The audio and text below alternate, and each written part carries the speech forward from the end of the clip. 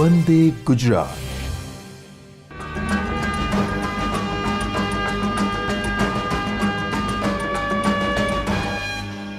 નમસ્કાર. ગુજરાત માધ્યમિક અને ઉચ્ચતર માધ્યમિક શિક્ષણ દ્વારા JEE પ્રશિક્ષણના વર્ગોમાં હું વિરેન પંચાલ અમદાવાદ આપનું સ્વાગત કરું છું. આજે આપણે જે ગયો લેક્ચર હતો ત્યાંથી સહેજ આગળ વધુ સારા રિએક્શનોના આધારે આગળ વધીશું. તો સ્ટાર્ટ કરીએ. પહેલી રિએક્શન છે, આ નામ આધારિત રિએક્શન છે, સ્કોટન બાઉમેન રિએક્શન. આ રિએક્શન જે સ્કોટન બાઉમેન છે એમાં આ પીએચ જ્યાં જ્યાં મેં લખ્યું છે એ ફિનાઇલ છે. ઓકે, એટલે તમે બેન્ઝીન સમજી શકો છો. બેન્ઝોઇલ ક્લોરાઇડની પ્રાથમિક એમાઇન સાથે રિએક્શન કરશો એટલે અહીંયાથી એક H એ અહીંયાથી Cl ને દૂર કરશે એટલે બેન્ઝોઇલેશનમાં -HCl થાય એટલે અહીંયા RNH વધ્યો, આ Cl ગયો એટલે આ CO સમૂહ અહીંયા જોડાઈ જશે. ઓકે, હવે ઓક્સિડેશનની વાત કરીએ. પ્રાથમિક એમાઇનનું ઓક્સિડેશન કરો એટલે ક્રમશઃ એક વખત O ઉમેરાય, બરાબર, હાઇડ્રોક્સિલ એમાઇન, હાઇડ્રોક્સિલ એમાઇન. વધુ ઓક્સિડેશન થાય તો નાઇટ્રોસો નિપજ મળે અને વધુ ઓક્સિડેશન થઈ નાઇટ્રો બને. પણ આમાં તકલીફ એ છે કે બધા ક્રમશઃ મળે, કદાચ મિશ્રણમાં મળે. પણ જો તમે માત્ર નાઇટ્રો નિપજ સીધી જ મેળવવા માંગતા હોય તો એવો પ્રાથમિક એમાઇન લો કે જેના કાર્બન પર વધુ પ્રમાણમાં આરની સંખ્યા હોય. આમાંનામાં ફરક શું છે તો આના કાર્બન પર આરની સંખ્યા વધારે છે એટલે જેવો જ તમે KMnO4 યુઝ કરશો સીધો આ NH2 NO2 માં રૂપાંતર થશે. એટલે NO2 ની નિપજ મેળવવાની આ શ્રેષ્ઠ પદ્ધતિ છે. હવે તૃતીયક એમાઇનના ઓક્સિડેશનની ચર્ચા કરીએ. તૃતીયક એમાઇન KMnO4 સાથે ઓક્સિડેશન નથી અનુભવતો પણ કેરોઝ એસિડ સાથે H2SO5 સાથે તે તૃતીયક આલ્કોહોલમાં ફેરવાઈ જાય છે. ઓકે, એટલે આ રીતે તમે ઓક્સિડેશનના અલગ અલગ ભાગ સમજી શકો. હવે એક એવી રિએક્શન છે જે આપણા ધ્યાનમાં ક્યારેય આવી નથી. એ રિએક્શનનું નામ છે ઇપ્સો રિએક્શન. આ રિએક્શનમાં એક્ઝેક્ટલી શું હોય? આ રિએક્શન હું જ્યારે એનિલિન માટે સમજાવી રહ્યો છું ત્યારે સાથે સાથે તે ફિનોલ માટે પણ છે તેમ સમજી લેવું, કારણ કે આ રિએક્શન એનિલિન અને ફિનોલ બંનેમાં જોવા મળે છે. ઇપ્સો રિએક્શનમાં એનિલિનના એટલે કે NH2 સમૂહની સાથે SO3H સમૂહ હોય કે COOH સમૂહ હોય તો એ જાતે જ દૂર થઈ જાય અને બ્રોમિનેશન કરો એટલે 2, 4, 6 એક સાથે ટ્રાયબ્રોમોએનિલિન મળે. SO3H અને COOH આ દૂર થઈ જવાની પ્રક્રિયાને ઇપ્સો રિએક્શન કહેવાય. આવી જ રિએક્શન ફિનોલમાં પણ થાય. NH2 અને OH એટલા બધા ક્રિયાશીલ છે કે એ ખૂબ જ ઝડપથી પ્રક્રિયાઓ કરતા હોય છે. ઓકે, તો આ થઈ ઇપ્સો રિએક્શન. આગળ ભણ્યા ઓક્સિડેશન રિએક્શન. હવે આગળ ભણીએ તો હવે આપણે એનિલિનનું નાઇટ્રેશન ભણીશું. એનિલિનનું નાઇટ્રેશન અને ફિનોલનું નાઇટ્રેશન હમણાં જ મેં કહ્યું જે વસ્તુ એનિલિનમાં છે એ જ ફિનોલમાં પણ હોય છે, કારણ કે બંને અતિ ક્રિયાશીલ સમૂહ છે. તો એનિલિન અને ફિનોલનું નાઇટ્રેશન થાય ત્યારે આપણે પ્રક્રિયકો કયા વાપરતા હોઈએ છીએ? HNO3 અને H2SO4. ત્યારે એનિલિનની વધુ પડતી ક્રિયાશીલતાના કારણે તેનું ઓક્સિડેશન થઈ આ રીતે 1,4 બેન્ઝાક્વિનોન પણ મળી શકે. એટલે આ નિપજ જો મળે તો આ બાજુ મળતી નિપજોમાં ઘટાડો થાય. તો શું કરવું? તો આ રસ્તો બંધ કરવા માટે આપણે આ NH2 સમૂહનું એસાઇલેશન કરી દેવું જોઈએ. એસાઇલેશન તમે જેવું જ કરશો એટલે આ NH2 સમૂહ એ NH આ જે છે NH2 NHCOR માં ફેરવાઈ જશે, જેની ક્રિયાશીલતા NH2 સમૂહ કરતાં ઓછી છે. ચલો, એટલે આનો રસ્તો આપણે કરી દીધો કે ઓક્સિડેશન અટકાવવું હોય તો એસાઇલેશન કરી દેજો. હવે આ બાજુ આગળ વધો. સાંદ્ર HNO3 ને H2SO4 સાથે પ્રક્રિયા એનિલિનની કરો તો આ વખતે ઓર્થો પણ મળે, પેરા પણ મળે. જાણવાની વાત આપણે આ બુકમાં પણ છે, મેટાસ્થાનની નિપજ પણ મળે. અને થોડી ઘણી નહીં 47%, આ 51%, આ 2%. કેમ આવું થાય તો એ વિષય પણ આપણે ચર્ચા કરીએ કે જ્યારે તમે એનિલિનને સલ્ફોન H2SO4 ની હાજરીમાં નાઇટ્રેશન કરાવો છો ત્યારે આ H2SO4 માંથી ઉત્પન્ન થયેલો H+ એ આ જે NH2 સમૂહ છે તેને NH3+ માં ફેરવી દે એનિલિનિયમમાં, અને આ મેટા નિર્દેશક છે એટલે મેટા સ્થાન ઉપર પણ નિપજ મળે છે. અને માત્ર પેરા સ્થાનની નિપજ જોઈતી હોય તો તમે આનું પહેલાં એસાઇલેશન કરી દેજો, પછી નાઇટ્રેશન કરજો. એટલે એસાઇલેશન કરી નાઇટ્રેશન કરો ને એટલે નાઇટ્રો સમૂહ ખાલી પેરા સ્થાન ઉપર થાય, અને પાછું જળ વિભાજન કરો એટલે જે પેલું એસાઇલેશન થયું હતું એ એની ફરીથી NH2 સમૂહમાં ફેરવાઈ જાય. બુકમાં છે એટલે ખોટો સમય નહીં બગાડીએ. ચાલો આગળ વધીએ. હવે બધી જ રિએક્શનો આપણે એક ચાર્ટમાં મૂકી છે, ફટાફટથી આપણે જોઈ લઈશું. આ જે આલ્કોહોલ છે આ બાજુ બનાવટનું કોષ્ટક છે ચાર્ટ, અને આ બાજુ રાસાયણિક ગુણ છે.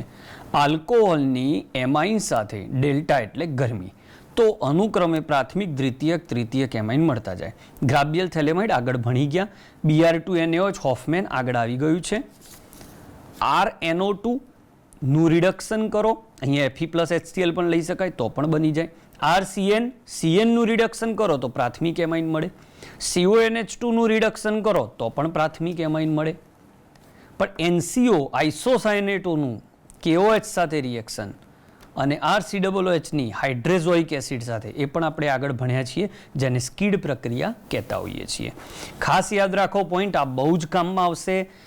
હું અગાઉ પણ કહી ચૂક્યો છું, સાયનાઇડ હોય તો પ્રાથમિક એમાઇન અને આઇસોસાયનાઇડ હોય અને રિડક્શન કરો છો તો દ્વિતીયક એમાઇન. આ સાથે સામે તમને રાસાયણિક ગુણ દેખાશે. ઓકે, તો રાસાયણિક ગુણ પ્રાથમિક એમાઇનનું ઓક્સિડેશન KMnO4 ની હાજરીમાં તમને આલ્ડીહાઇડ સુધી લઈ જાય, અને દ્વિતીયક એમાઇન હોય દેખાય છે આ તો એ કીટોન આપે, તૃતીયક એમાઇન હોય તો નાઇટ્રો આપે. હમણાં જ આપણે શીખ્યા. RI, RCOR બધી બુકમાં રિએક્શનો છે, ખાલી ચાર્ટ મૂક્યો, તમે આને લખી લેજો નોટબુકમાં. હવે નવી જે વાતો છે એની ચર્ચા કરીએ આપણે. RCHO સાથે રિએક્શન થાય એટલે આ જે RCHO સાથે રિએક્શન છે એ કંઈક આ રીતે થશે. RNH2 પ્લસ RC=OH છે. ઓકે, તો આમાં કેવું થાય, જે ડબલ બોન્ડ છે એ નીકળી જાય. ઓકે, એટલે RC આ જે ડબલ બોન્ડ સાથે O હતો એ નીકળી જશે અને અહીંયા લાગી જશે NR2. ઓકે, એટલે આ રીતનો તમને સ્કીફ પ્રક્રિયક મળે, જે તમે પ્રક્રિયક વાપર્યો એના આધારે મળતું હોય છે. CHCl3 + 3 મોલ KOH એટલે કાર્બાઇલ એમાઇન, બહુ પ્રખ્યાત, આગળ ભણી લીધું છે આપણે. આ બહુ જ અગત્યનો પોઈન્ટ છે. ગ્રિગ્નાર્ડ પ્રક્રિયક આવે અને પ્રાથમિક એમાઇન હોય તો એક શોર્ટકટ આપું છું, જોઈ લો તમે. ગ્રિગ્નાર્ડ પ્રક્રિયક હોય, ધારો કે તમને અહીંયા ઇથાઇલ એમાઇન આપ્યું અને એની ગ્રિગ્નાર્ડ તમને કે C2H5 MgBr, તો આને R કહી દેવાનો, આને R' કહી દેવાનો. આ જે R' છે એને આલ્કેનમાં ફેરવી દેવાનું. ઓકે, ધારો કે આ રીતે છે C2H5NH2 ની રિએક્શન આ રીતે ટર્સરી બ્યુટાઇલ મેગ્નેશિયમ બ્રોમાઇડ સાથે કરવાની કહી તો નિપજ શું મળે, તો આ જે તમારો છે એના આપણે R' કહી દઈશું, એ ફેરવાઈ જશે આલ્કેનમાં. એટલે શું બનશે, CH3C CH3 CH3H. તો 1 2 3 અને 4 એક શાખા એટલે આ બન્યો આઇસો અને 4 કાર્બન એટલે બ્યુટેન. તો આ રીતે ગ્રિગ્નાર્ડમાં ટેકનિક યાદ રાખજો, સીધો તમને જવાબ મળી જશે. ઓકે, બાકીની રિએક્શનો આપણે અગાઉ ભણી ગયા છીએ. આ તમારા માટે ચાર્ટ એટલા માટે કે તમે આ લખી લો તો એક જ પેજમાં તમારે આવી જાય. હવે આપણે એરોમેટિક એમાઇનની ચર્ચા કરીએ. એરોમેટિક એમાઇનમાં એનિલિન લેવામાં આવે છે, તો એનિલિનની બનાવટ નાઇટ્રોબેન્ઝીનમાંથી મળે. આ બધી ચર્ચા આપણે કરી ચૂક્યા. ક્લોરોબેન્ઝીનનું એમોનોલિસિસ કરો એટલે આ જે 2 મોલ NH3 છે એના ભાગ પડી જાય, NH4+ અને NH2-, આ NH4+, Cl ને દૂર કરે, NH2 માઇનસ અહીંયા આક્રમણ કરે, SN2 રિએક્શન થઈ એનિલિન બને. આ રિએક્શન આગળ આવી ગઈ છે. આ બાજુ જોઈશું તો તમને આ બેન્ઝોઇલેશન, હમણાં જ આપણે એનું નામ આપ્યું હતું Schotten Baumann reaction. Most important point, એનિલિનનું ડાયઝોટાઇઝેશન નીચા તાપમાને કરશો તો ડાયઝોનિયમ ક્લોરાઇડ બનશે, બેન્ઝીન ડાયઝોનિયમ ક્લોરાઇડ. ઊંચા તાપમાને આ અસ્થાયી હોય છે. ત્રીજી રિએક્શન જોશો તો Br2H2O જળ, Br2 જળ છે, ધ્રુવીય દ્રાવક છે, એટલે એક સાથે 2,4,6 ટ્રાયબ્રોમો એનિલિન નિપજ મળશે. પણ આ જ બ્રોમિનેશન જો CH2 સાથે અધ્રુવીય દ્રાવક માં જો કરવામાં આવે તો માત્ર પેરા સ્થાન પર નિપજ મળે. પછી હમણાં કહ્યું એ મુજબ જો એનિલિનનું ઓક્સિડેશન થાય તો તમને પેરા બેન્ઝોક્વિનોન અથવા 1,4 બેન્ઝોક્વિનોન લખી શકાય. આ આવ્યું પાછું કાર્બાઇલેમાઇન ટેસ્ટ. કાર્બાઇલેમાઇન ટેસ્ટ માત્ર પ્રાથમિક aliphatic as well as aromatic સંયોજન આપે. પછી હમણાં કહ્યું આમ તો NH2ની ઓક્સિડેશન પ્રક્રિયાઓ મુશ્કેલ છે, પણ કેરોઝ એસિડની હાજરીમાં NH2નું ઓક્સિડેશન સીધું NO2માં થાય. હવે જો એનિલિનનું એસાઇલેશન કરો તો એસિટેનિલાઇડ મળે, અને એસિટેનિલાઇડનું નાઇટ્રેશન કરો તો પેરાનાઇટ્રો એનિલિન, બરાબર, અને આ પેરા સ્થાન ઉપર SO3H જોડાય અને આની સરખામણીમાં નામકરણ થતું હોય છે. તો આ બે ચાર્ટ તમારા બહુ જ કામમાં આવશે. તમારી નોટબુકમાં તમે આને પ્રોપરલી લખી લેશો. હવે આપણે MCQ પર જઈશું. તો અત્યાર સુધી જે પણ રિએક્શનો આપણે શીખ્યા એના MCQની જરૂર આપણે પડશે. તો હવે MCQ કેવી રીતે સોલ્વ કરવા એની આપણે ચર્ચા કરીએ, જેનાથી કેવી રીતે પ્રશ્નોમાં આગળ વધવું એ ખબર પડે. બરાબર, તો જોઈએ પહેલો MCQ. CH3CONH2 NaOH plus Br2 એટલે ખબર પડી જ જાય કે NaOH પ્લસ Br2 એટલે હોફમેન બ્રોમામાઇડ રિએક્શન છે. હોફમેન બ્રોમામાઇડ રિએક્શન એ શું કરે? એક કાર્બન ઓછો કરી નાખે. ગયો આ કાર્બન એટલે CH3CH2NH2 બને. હવે અહીંયા જે CH3CH2NH2 બન્યું એનું જલીય દ્રાવણ શું કરે? તો આપણે જાણીએ છીએ, આગળ લેક્ચરમાં ભણાવ્યું છે કે એમાઇન સંયોજનો શું છે? બેઝિક. બેઝિકમાં તમે લાલ લિટમસ નાખો એટલે એ લાલ લિટમસને ભૂરામાં રૂપાંતર કરે. તો પ્રેક્ટિકલ આધારિત આ MCQ, બે કોન્સેપ્ટ આમાં આપણે જોયા. ઓકે, બીજો MCQ લઈએ. નીચેનામાંથી કોના રિડક્શનથી C2H5NH2 એટલે કે પ્રાથમિક એમાઇન મળતો નથી? તો અગાઉ આપણે ચર્ચા કરી એ મુજબ પ્રાથમિક એમાઇન કોણ આપે? તો પ્રાથમિક એમાઇન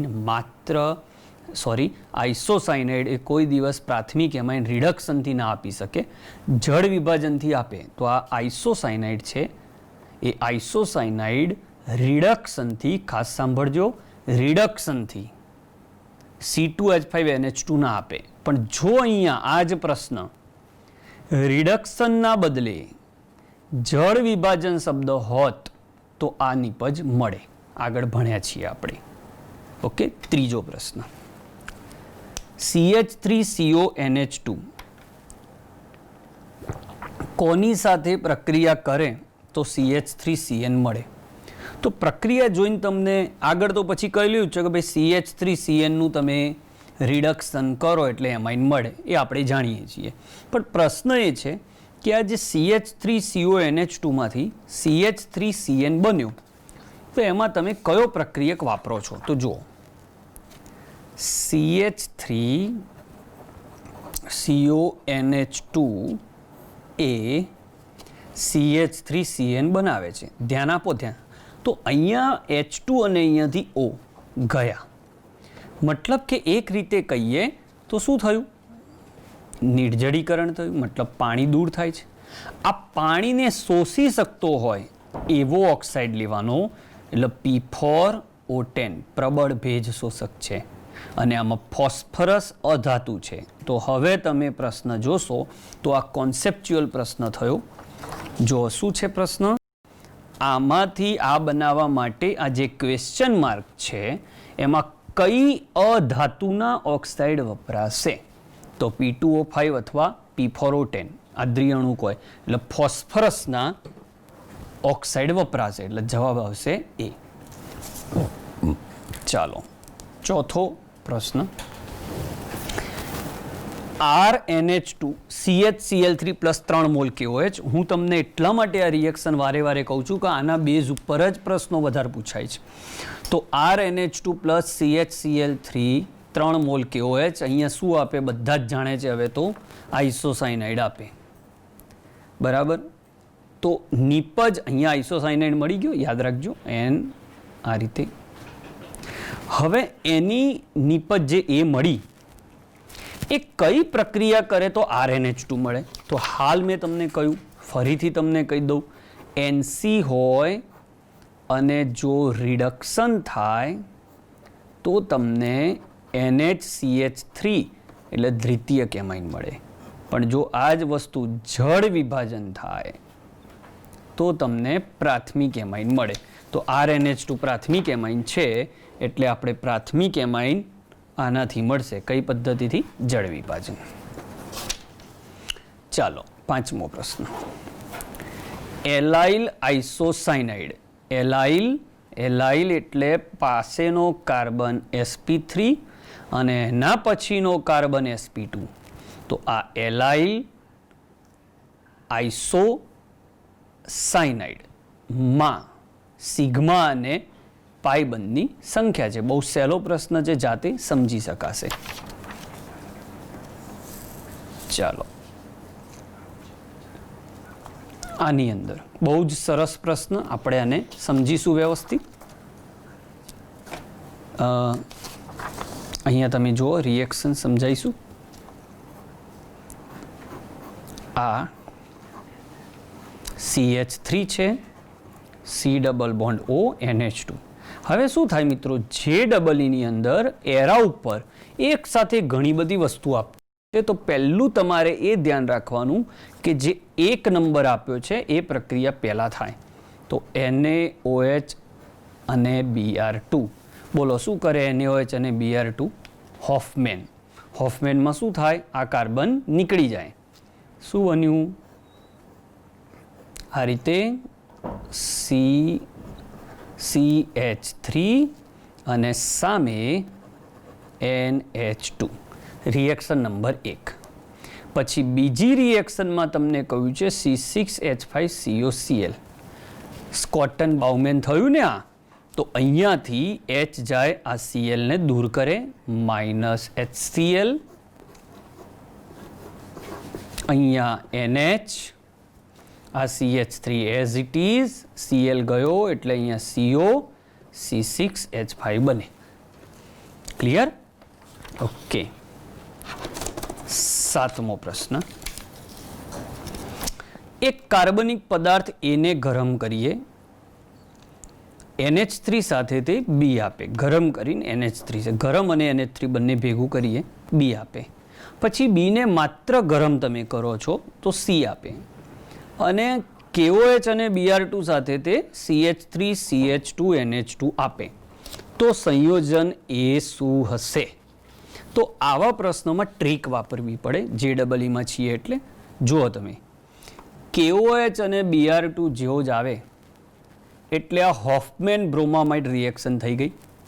ઓકે, હોફમેન બ્રોમામાઇડ પછીની જે નિપજ છે એમાં કેટલા કાર્બન છે? 2. તો મતલબ કે મૂળ પ્રક્રિયકમાં 3 કાર્બન હશે. કેમ? કારણ કે હોફમેન બ્રોમામાઇડમાં 1 કાર્બન ઓછો થઈને નિપજ મળે. એટલે અહીંયા જો 2 કાર્બન છે તો ક્યાંક આગળ 3 કાર્બન હશે. તો એક વાત તો ફાઇનલ થઈ ગઈ કે જવાબ એ તો નથી જ, કારણ કે આમાં 2 જ કાર્બન છે. તો હવે 3 કાર્બનવાળી જે મૂળ પ્રક્રિયક હશે એ હશે, એટલે આ પણ નીકળી જશે. હવે તમારી જોડે 2 ઓપ્શન છે. તો એસિટિક એસિડનું એમોનિયા સાથે ગરમ કરો એટલે આ જે NH3 છે અંદર આવશે, એટલે NH4 બન્યો. એને તમે ગરમ કરો એટલે અહીંયાથી H2 ને અહીંયાથી O દૂર થાય, એમાઇડ બન્યો. અને એમાઇડ હોફમેન બ્રો ડિગ્રેડેશન આપે ત્યારે આ CO નીકળી જાય. બહુ જ સરસ પ્રશ્ન. 8મો પ્રશ્ન JEE માં પૂછાયેલો છે. અહીંયા એવું કહ્યું છે કે એક એમાઇન પદાર્થનો અણુભાર 180 છે. એનું એસાઇલેશન કરીએ પછી જે નિપજ મળે છે એ 390 છે એનો અણુભાર. તો કેટલા NH2 સમૂહ હાજર હશે? તો જો આ શું કહેવા માંગે છે કે જો તમારી પાસે RNH2 હોય, એનું એસાઇલેશન કરો એટલે આ શેમાં ફેરવાઈ જાય? RNHC=O. અને કોની સાથે એસાઇલેશન કર્યું છે? તો CH3COCl, એટલે અહીંયા તમારે આવશે CH3. આ ધ્યાન રાખવું પડે. તો આ સમૂહનું રૂપાંતર આ સમૂહમાં થયું. તો ચેન્જ ગણી લો તો આનો અણુભાર 14 ને આ 2 16, અને આનો ગણી લઈએ, ફટાફટ જોઈ લઈએ એટલે ખ્યાલ આવે. આનો આવશે 58. તો એક વારમાં ફેરફાર કેટલો થયો? તો 58 - 16 એટલે જવાબ 42 આવશે એક વારનું. હવે આપણને જે રકમમાં આપ્યું છે એ યાદ કરો કે 180 હતું અને 390 થયું. તો કુલ ફેરફાર કેટલાનો થયો? 180 હતું ને 390 - 180 બાદબાકી કરો એટલે 210 આવે. તો હવે આપણે એવું કહી શકીએ કે એક વાર NH2 હોય તો 42નો ફેરફાર, એટલે 42 U નો ફેરફાર થાય. તો સમજવાનું કે એક વાર NH2 છે તો 210 U નો ફેરફાર થાય તો કેટલા એમ? તો અહીંયા આવશે 210 ભાગ્યા 42 એટલે 4 × 5 = 20. ગણતરી આપણી જોડે કેલ્સી નથી તો એ ડાયરેક્ટ આપણને આવડી જાય. 5 એમિનો સમૂહ હાજર હશે. ઓકે, ચાલો આગળ લઈએ પ્રશ્નો. 9મો પ્રશ્ન પેરાટોલ્યુડિન. પહેલાં તો એ તમને ખબર પડવી જોઈએ. પેરાટોલ્યુડિન એટલે પેરા સ્થાન ઉપર CH3 અને એની સામે NH2. ઠંડા દ્રાવણ સાથે ગરમ કરતાં મળતી નિપજ અને એ પાણી સાથેની પ્રક્રિયાથી અંતિમ નિપજ કઈ આપશે? તો સોલ્વ કરીએ પ્રશ્નને ધ્યાનમાં રાખીને. જોજો, પેરાટોલ્યુડિન આપણે દોરીએ.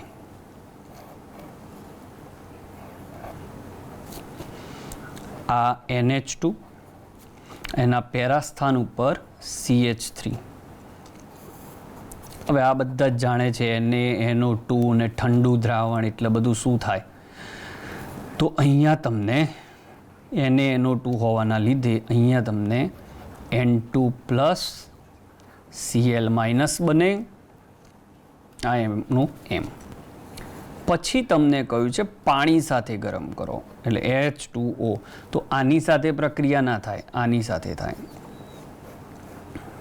તો અહીંયા N2+ Cl- નું સ્થાન OH લઈ લે, છૂટું પડે N2 પ્લસ એક H વધ્યો તો એક Cl ને લઈ જાય અને એઝ ઇટ ઇઝ અહીંયા CH3 રહે. તો જો NH2 ને ડાયઝોટાઇઝેશન કરી H2O સાથે તો આ બન્યો સામસામે, એને ક્રેસોલ કહેવાય. પેરા સ્થાન ઉપર છે એટલે આ પેરાક્રેસોલ. ઓકે, તો જવાબ આવશે C. ચાલો 10મો પ્રશ્ન. નીચેનામાંથી કયો એમાઇન મહત્તમ હાઇડ્રોજન બંધ ધરાવે છે? હવે હાઇડ્રોજન બંધ મહત્તમ દર્શાવવા માટે એની જોડે હાઇડ્રોજન વધારે હોવા જોઈએ. આંતરાણવીય હાઇડ્રોજન બંધની વાત છે. તો ઓપ્શન 1 જોઈએ આપણે. ઓપ્શન 1. તો અહીંયા તમને મિથેનેમાઇન દેખાય છે. ઓકે, મિથેનેમાઇન દોરું છું. CH3NHH.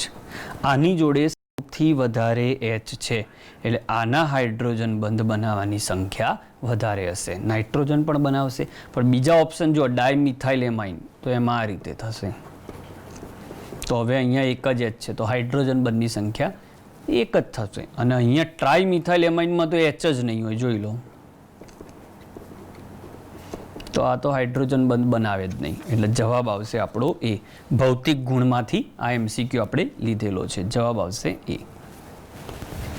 11મો, એમોનિયાની વધુ પ્રમાણમાં, આ શબ્દ મુખ્ય છે, વધુ પ્રમાણમાં આયોડાઇડ સાથે પ્રક્રિયા કરતા શું નિપજ મળે? એમોનિયાની વધુ પ્રમાણમાં આયોડાઇડ સાથે પ્રક્રિયા, તો એમોનિયા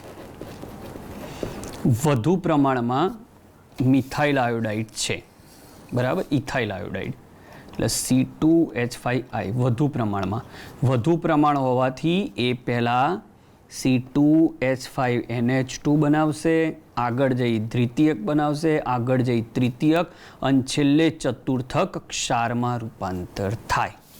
એટલે જવાબ ટેટ્રા ઇથાઇલ એમોનિયમ આયોડાઇડ બનશે. આ ક્ષાર છે. 12મો પ્રશ્ન, નીચેનામાંથી કોનું ઉત્કલન બિંદુ સૌથી ઓછું છે એવું પૂછ્યું છે. તો ઉત્કલન બિંદુની અંદર આ રીતનો ક્રમ છે, આપણે જાણીએ છીએ, પ્રાથમિક, દ્વિતીયક અને તૃતીયક. કેમ? કારણ કે પ્રાથમિકમાં હમણાં જ આપણે એક પ્રશ્ન જોયો કે એમાં હાઇડ્રોજન બંધ બનતા હોય છે, એના કારણે એનું ઉત્કલન બિંદુ વધારે છે. દ્વિતીય કેમાઇનમાં એક જ હાઇડ્રોજન બંધ, અહીંયા પણ એક બને, અહીંયા બિલકુલ નથી બનતા કારણ કે H જ નથી. આંતરાણવીય હાઇડ્રોજન બંધ ન બનતા હોવાથી આનું ઉત્કલન બિંદુ ઓછું છે. પ્રેક્ટિસ MCQ છે. કોઈ JEE નો જે કોઈ પ્રશ્ન આવે એ પ્રશ્નમાં આ એક ભાગ હોઈ શકે. આ પ્રક્રિયા આધારિત પ્રશ્નોની હું વાત કરું છું એ. ઘણા કે JEE એટલે અતિશય અઘરા પ્રશ્નો, બરાબર છે, પણ ઓર્ગેનિકમાં કેવું હોય, 2-3 ચેપ્ટર ભેગા કરીને એક પ્રશ્ન બનાવતા હોય છે, ત્યારે આપણને આ ચેપ્ટરની કોઈ રિએક્શનમાં તકલીફ ના પડે એના માટેની આ વાત ચાલી રહી છે. ઓકે. 13મો પ્રશ્ન, CH3N CH3H. હવે આ જે એમાઇન છે H2SO5ની હાજરીમાં સીધો ઓક્સિડેશન અનુભવી આલ્કોહોલમાં રૂપાંતર થઈ જાય એટલે નામ શું પડે? ડાયમિથાઇલ. આગળ આપણે રિએક્શનો જોઈ એમાં વાત કરી ચૂક્યો છું કે એમાઇનનું ઓક્સિડેશન H2SO5 વડે કરશો તો તમને સીધો જ આલ્કોહોલ બનશે, તો ડાયમિથાઇલ હાઇડ્રોક્સાઇલ એમાઇન. તો આ સાથે બનાવટ આધારિત પ્રશ્નો અહીંયા પૂરા થાય છે. હવે આપણે એક જોરદાર કોન્સેપ્ટમાં જઈ રહ્યા છીએ જેનું નામ છે ઓર્થો અસર, જે બેઝિકતાને અસર કરતું હતું એનો ટોપિક છે. એના આધારિત કેટલાક MCQ પણ આપણે શીખવાના છે. ઓકે, ચાલો જોઈએ. બહુ જોરદાર કોન્સેપ્ટ, ઓર્થો અસર.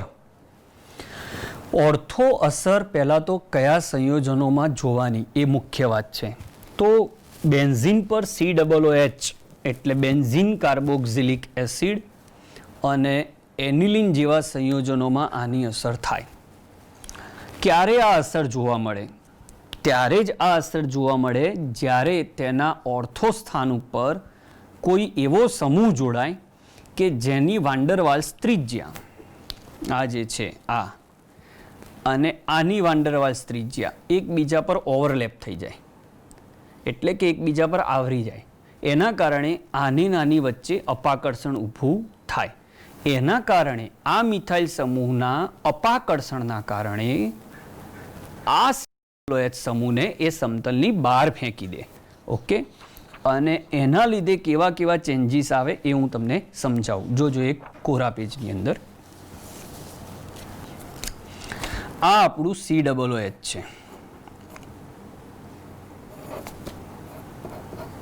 ઓકે, અત્યારે આના ઇલેક્ટ્રોન યુગ્મ આ જે છે એ આની સાથે બેન્ઝીન સાથે સંસ્પંદનમાં આવી શકે છે, કારણ આ બધું સમતલીય છે. અત્યારે જો અહીંયા હું મિથાઇલ સમૂહ જોડું છું તો આની ત્રિજ્યા અને આની વાન ડર વાલ્સ ત્રિજ્યા એકબીજા પર આવરાય એટલે આ આને ધક્કો મારી દે, એટલે આ સિગ્મા બંધ પર ફેરવી દે આખા સમૂહને. સિગ્મા બંધ પર ફેરવે એટલે થાય શું? તો આ બેન્ઝીન એઝ ઇટ ઇઝ રહે, આ CH3 એઝ ઇટ ઇઝ રહે, આ જે COOH સમૂહ હતો એ સમતલની બહાર જતો રહે. એટલે હવે આ સંયોજન સમતલીય નથી, એટલે આનું આની સાથે રેઝોનેન્સ નહીં થાય, સંસ્પંદન નહીં થાય. આ અસરને SIR કહેવાય, સ્ટેરિક ઇન્હિબિશન ઓફ રેઝોનેન્સ. તો આના સ્ટેરિક એટલે અવકાશી અવરોધ SI, આના અવકાશી અવરોધના કારણે રેઝોનેન્સ અટકી ગયું, એટલે સ્ટેરિક ઇન્હિબિશન ઓફ રેઝોનેન્સ. હવે અહીંયા રેઝોનેન્સ અટકી ગયું એટલે આ અંદર રેઝોનેન્સ કરશે. બહુ મજા આવે એવો પોઈન્ટ. અંદર રેઝોનેન્સ કરશે એટલે બંને ઇલેક્ટ્રોન ઓક્સિજન ઉપર ટ્રાન્સફર થશે અને સરખા પરમાણુ પર ઇલેક્ટ્રોન ટ્રાન્સફરિંગ થતું હોય સંસ્પંદન. તો આવા સંસ્પંદન ખૂબ જ સ્થાયી હોય એટલે આને H+ ગુમાવવો સરળ થઈ જાય. આના કારણે ઓર્થો સમઘટકની એસિડિકતા સૌથી વધારે હોય. મેં આગળના લેક્ચરમાં વાત કરી હતી. આ જ વસ્તુ જ્યારે એનિલિન માટે આવે ત્યારે તે SIP બની જાય, સ્ટેરિક ઇન્હિબિશન ઓફ પ્રોટોનેશન. આ છે. આના સ્થાનમાં પેરા સ્થાન ઉપર જો ઓર્થો સ્થાન ઉપર જો મિથાઇલ આવી જાય તો આ અવકાશ અવરોધો વધી જાય કે હવે જો આ પ્રોટોન મેળવે તો અણુનું કદ બહુ મોટું થઈ જાય, કારણ આ એની નજીક છે એટલે NHHH. ઓકે, અને આ CH3.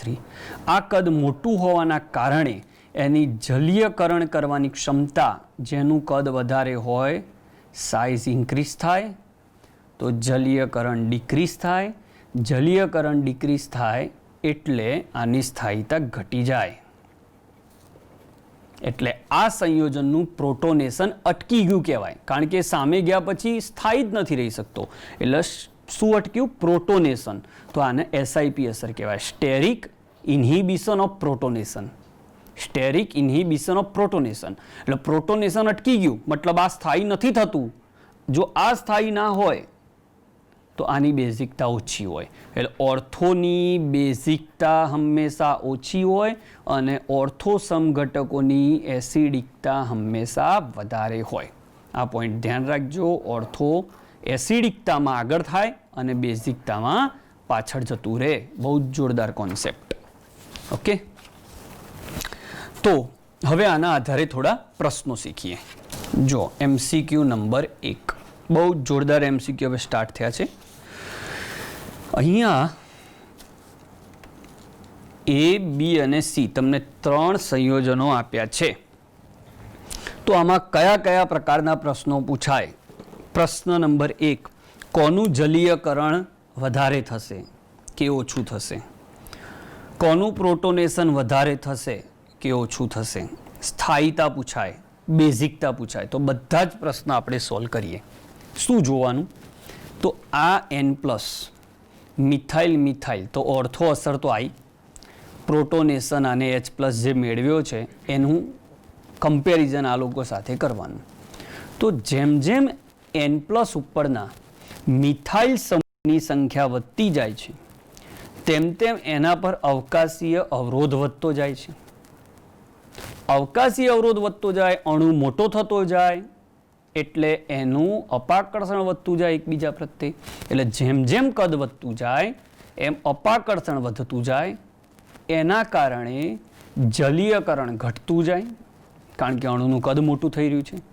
એટલે આવા સંયોજનો, આ તો સૌથી મોટો અણુ છે. આ શું પાંખિયા દોર્યા છે? શું છે? આઇસોપ્રોપાઇલ.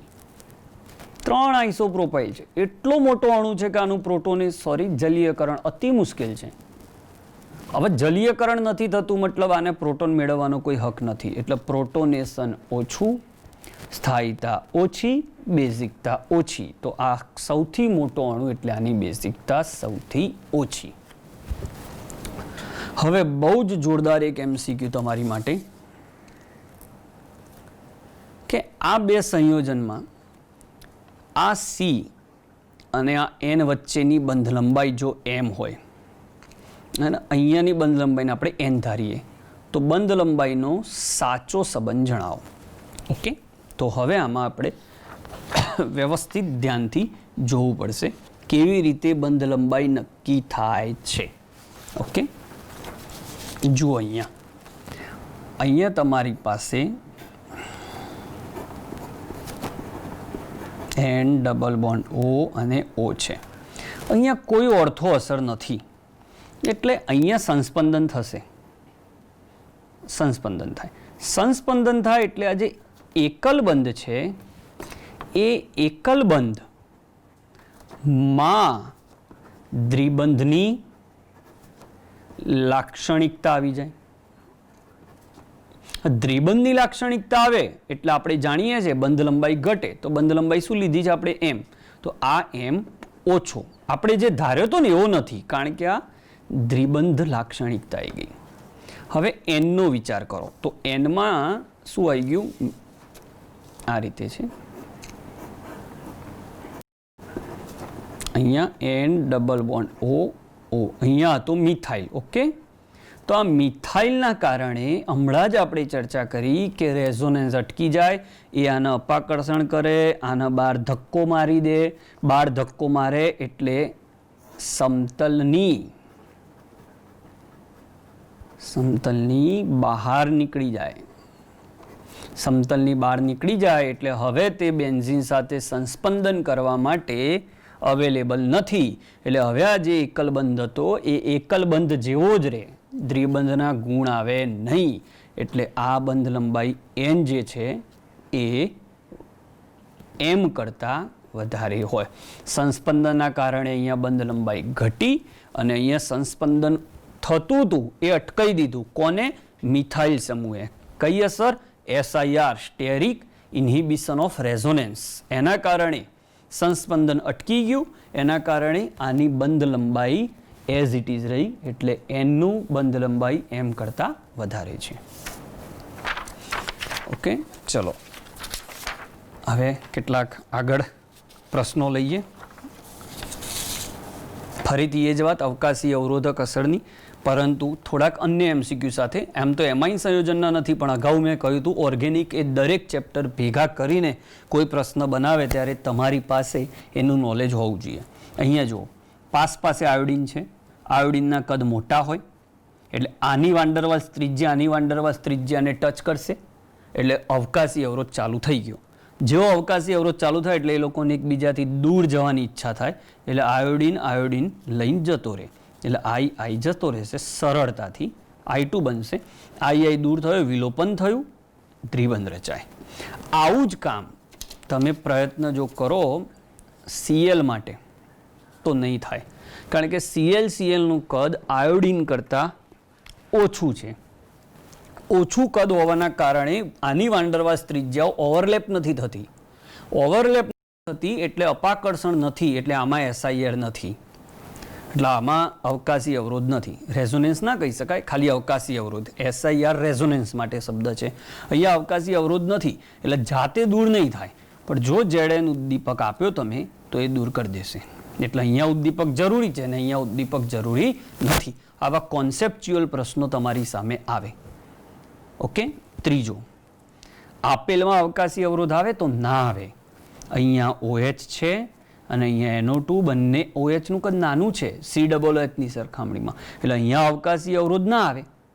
પણ અહીંયા તમે જુઓ આ કદ મોટું છે એટલે અહીંયા અવકાશી અવરોધ આવે.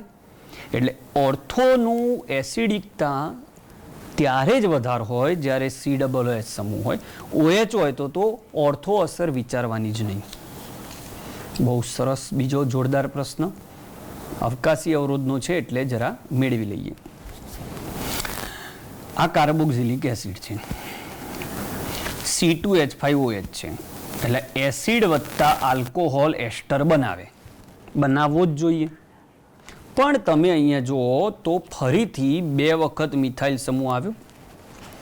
ઘણું બધું સમજાવી શકાય એવું છે, પણ આપણે લિમિટેડ સમયમાં મેક્સિમમ આપવાનો પ્રયત્ન કરીએ. બંને મિથાઇલ સમૂહ આ COOH પર SIR આપશે, જોરદાર અવરોધ ઉત્પન્ન કરશે. એટલે આ COOH સમૂહ સમતલની બહાર ફેંકાઈ જાય. ઓકે, એટલે આ પ્રક્રિયા ના થાય. જ્યારે અહીંયા શું થાય, મિથાઇલમાં જે COOH છે એ ઓલરેડી સમતલમાં નથી, એટલે આની રિએક્શન આની સાથે સરળતાથી થાય. એટલે અહીંયા આ કાર્બોક્સિલિક એસિડ એસ્ટર બનાવે, આ કાર્બોક્સિલિક સમૂહ એસ્ટર ના બનાવે. આનું કારણ પણ અવકાશીય અવરોધક અસર જ છે. ચલો અન્ય એક પ્રશ્ન, 7મો પ્રશ્ન. સી એક ચકેડું છે બેન્ઝીન, એના પર આ સમૂહ છે તૃતીયક બ્યુટાઇલ, અતિશય મોટો સમૂહ છે. આનું નાઇટ્રેશન અને સલ્ફોનેશન કરો તો પેરાસમ ઘટકની ટકાવારી કેટલી? આમાં નાઇટ્રેશન શબ્દ આવ્યો એટલે આપણે એમાઇન સંયોજન છે એમ વિચારીને આ પ્રશ્ન લીધો છે. તો આની અંદર કેવી રીતે નાઇટ્રેશન થશે, કયો સમઘટક વધારે મળશે, કયો ઓછો મળશે, એ કેમની ખબર પડે? ઓર્થો વધારે મળશે કે પેરા વધારે મળશે? તો આ એટલો મોટો અણુ છે કે આની અવકાશીય અવરોધ ખૂબ જ વધારે છે. એના કારણે એના ઓર્થો સ્થાન ઉપર NO2+ આક્રમણ મુશ્કેલ થાય છે. બરાબર, એટલે ઓર્થો નિપજ મળવાની શક્યતા માત્ર 1%, હું તો કહું 0% હશે. જ્યારે પેરા સમઘટકની અંદર તમે જુઓ ઓર્થો સમઘટકની નિપજ અતિશય ઓછી છે. બરાબર, એટલે બીજી શક્યતા શું છે? પેરા. તો પેરા સ્થાન ઉપર આ 99% તમને નિપજ આપે. તો કયો પોઈન્ટ આપણે કમ્પ્લીટ પૂરો કર્યો? ઓર્થો અસરની બેઝિકતા પર અસર અને ઓર્થોના કારણે એસિડિકતા પર અસર. બરાબર, ફરી એકવાર ફટાફટ કહી દઉં. ઓર્થો વિસ્થાપિત એનિલિન માટે બેઝિકતા સૌથી ઓછી. ઓર્થો વિસ્થાપિત COOH વાળા એરોમેટિક સંયોજનની એસિડિકતા સૌથી વધારે, પણ ઓર્થો વિસ્થાપિત OH સમૂહ હોય તો એની એસિડિકતા પ્રમાણમાં, ઓર્થો વિસ્થાપિત OH હોય તો એ સમયે આ અસર લાગતી નથી. એ વખત તમારે ઋણ I, ધન I, ધન M, ધન R આ બધું જોવું પડતું હોય છે. ઓકે, તો ચલો હવે આગળ વધીએ.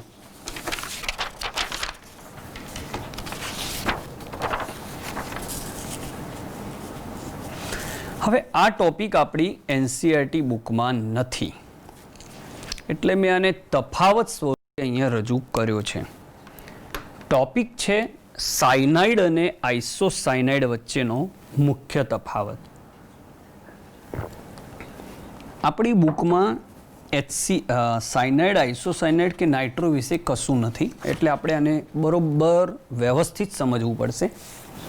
આની રિએક્શનો આવે છે, અમુક વાતો રિપીટ પણ થશે, પણ એ ખૂબ જ જરૂરી હોવાથી એને હું ઘણીવાર રિપીટ કરતો હોઉં છું. કારણ કે કેટલા પ્રશ્નો શીખ્યા એના કરતાં કેટલું પાવરફુલ શીખ્યા એ જરૂરી છે. હવે હું જે વાત કરવા જઈ રહ્યો છું એ પહેલાં તો સાયનાઇડ અને આઇસોસાયનાઇડ બન્યા ક્યાંથી? તો HCN હાઇડ્રોજન સાયનાઇડ એના HNC હાઇડ્રોજન આઇસોસાયનાઇડ સાથે ઇક્વિલિબ્રિયમમાં હોય. હવે જે સંયોજનો આમાંથી બનશે એ સાયનાઇડ કહેવાશે અને જે આમાંથી બનશે એ બધા આઇસોસાયનાઇડ. આ સવર્ગ બંધ હોય. પહેલો પોઈન્ટ ક્લિયર. જનક આ છે આ લોકો. તો હવે કઈ રીતના આમાં ધ્યાનમાં રાખવાના મુદ્દા છે? તો સાયનાઇડમાં RCN સ્ટ્રક્ચર હોય, આઇસોસાયનાઇડમાં RNC સ્ટ્રક્ચર હોય. પહેલી વાત આ. બીજી આપણે ઘણીવાર બોલી ચૂક્યા છીએ, ફરી એકવાર તમારા માઇન્ડમાં નાખું. સાયનાઇડનું રિડક્શન કરો તો પ્રાથમિક એમાઇન મળે અને આઇસોસાયનાઇડનું રિડક્શન કરો તો દ્વિતીયક એમાઇન મળે. અહીંયા બંને વખતે સંકરણ તો sp સંકરણ જ રહેશે કારણ કે ટ્રિપલ બોન્ડેડ છે. બનાવટ બંનેમાં શું ફરક? તો ફરક એ છે કે અહીંયા જે RX સાથે KCN લેશો તો જ તમને સાયનાઇડ મળશે. આ જ RX સાથે AgCN લો તો આઇસોસાયનાઇડ મળે. જે આપણે હેલો આલ્કેન હેલો એરિન ચેપ્ટરમાં મેં પોતે આ વાત કરેલી છે. તમે એ વિડીયો જોશો તો ત્યાં તમને આની ચર્ચા મળશે કે હેલો આલ્કેન KCN સાથે સાયનાઇડ નિપજ આપે એના કારણો પણ આપણી બુકમાં આપ્યા છે. પણ AgCN સાથે તે આઇસોસાયનાઇડ નિપજ આપે અહીંયા, બરાબર. બીજું RCONH2 એમાઇડ, હમણાં આપણો પહેલો એક MCQ હતો કે કયા ધાતુના ઓક્સાઇડ, તો આમાંથી પાણી શોષી લે એટલે સાયનાઇડ બનાવે. અને RNH2 carbylamine, one of the best, વારંવાર પૂછાતી reaction, chloroform plus 3 mole KOH કે NaOH વાપરો તો એ NC માં ફેરવાઈ જાય. બીજો શું તફાવત છે, તો જે સાયનાઇડ સંયોજનો છે એ આઇસોસાયનાઇડથી બિલકુલ વિરુદ્ધ છે. સાયનાઇડ સંયોજનો સુગંધીદાર વાસ ધરાવે છે. આવા નાના નાના પોઈન્ટ શું JEE-માં પૂછાય, વસ્તુ એ નથી પૂછાય ના પૂછાય, પણ એની રિએક્શનો સમજતા પહેલાં એ શું છે એક્ઝેક્ટલી એ આપણા માઇન્ડમાં ક્લિયર હોવું જોઈએ. કેવી રીતે ડિફરન્સ છે બંનેમાં, તો અહીંયા જે સાયનાઇડ છે અને આઇસોસાયનાઇડ છે, એક તો એ બંને એકબીજાના ક્રિયાશીલ સમૂહ સમઘટક છે. આવો પ્રશ્ન પણ આવે. કેવી રીતે અલગ ઓળખાય, તો એનો એક જોરદાર ભૌતિક ગુણ એવો છે કે જેના આધારે તરત અલગ ઓળખાઈ જાય. સાયનાઇડ સંયોજનોની વાસ સુગંધીદાર હોય છે અને આઇસોસાયનાઇડ અતિશય ખરાબ વાસ ધરાવે છે. 15 કાર્બન સુધીના સાયનાઇડ કે આઇસોસાયનાઇડ સંયોજનો પ્રવાહી સ્વરૂપ છે. 15 કાર્બનથી વધી જાય તો એ બંને ઘન સ્વરૂપમાં રૂપાંતર પામે. આ પાણીમાં દ્રાવ્ય છે, આ પાણીમાં અદ્રાવ્ય છે. ઉત્કલન બિંદુ ઊંચા નીચા. મોસ્ટ ઇમ્પોર્ટન્ટ વાત તો આ છે કે સાયનાઇડ ઝેરી નથી અને આ ઝેરી છે, આઇસોસાયનાઇડ. એટલે જે કાર્બાઇલેમાઇન ટેસ્ટ છે એ જે નિપજ આપે છે એ ખરાબ વાસવાળી છે અને પાછી એ જે નિપજ આપે છે એ ઝેરી પણ છે. તો આ રીતે સાયનાઇડ અને આઇસોસાયનાઇડમાં નાનકડો પણ ખૂબ જ જરૂરી તફાવત આપણે આપ્યો. તો આજના લેક્ચરને આપણે કમ્પ્લીટલી એક ફટાફટ રિવાઇઝ કરી લઈએ કયા કયા ટોપિક આપણે ભણ્યા છીએ. તો સૌથી પહેલાં તો આપણે કેટલીક રિએક્શનો ભણ્યા, પ્રક્રિયાઓ. પછી આજના લેક્ચરની મુખ્ય વાત પર આપણે આવ્યા, એમાં ખાસ પેલું ગ્રાબિયલ થેલિમાઇડની જે વાત હતી એ ચર્ચા થઈ.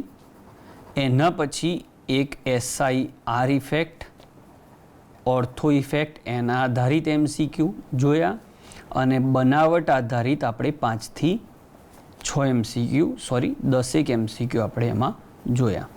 અને હમણાં આપણે મુખ્ય તફાવત જોયો સાયનાઇડ અને આઇસોસાયનાઇડ વિશે.